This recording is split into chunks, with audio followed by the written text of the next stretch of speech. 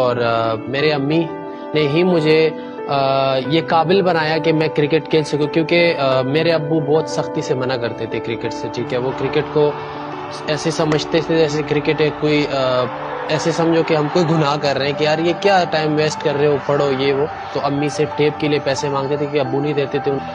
میں سمجھتا ہوں کہ جب میرا نام آیا، میں فرسٹ کلاس کا میچ کھیل رہا تھا اور میری امی نے مجھے کال کی. مجھے ابھی بھی اچھی طرح یاد ہے کہ میری امی یہ کہہ رہی تھی کہ پتہ نہیں، مجھے نہیں پتا کہ کیا ہوا ہے، لیکن سارے لوگ آ رہے ہیں گاؤں کے اور مجھے آ کے مبارکباد دے رہے اور مجھے بہت زیادہ خوشی ہو رہی ہے. یہ اس دن کی بات ہے جس دن نام آیا، تو بڑی خوشی تھی.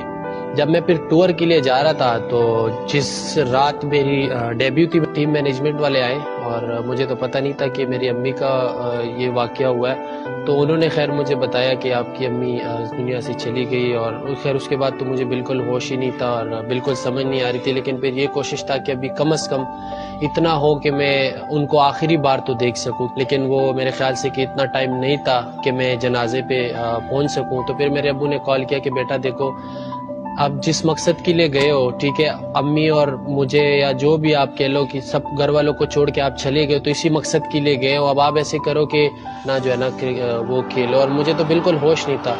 بہرحال میں بھی یہ سوچ میں آیا کہ یار اب پوری زندگی اسی چیز کے لیے آیا ہوں کہ یار امی کو چھوڑ کے اور کرکٹ ہی. تو پھر وہ میں میچ کھیلا. میں ایسے سوچتا تھا کہ یار میری دنیا ختم ہو گئی اندر، کیونکہ بڑا ایک نا مشکل میں ہی سمجھ سکتا کہ وہ کیا ہوا اور امی کے لیے میں کیا سوچا تھا.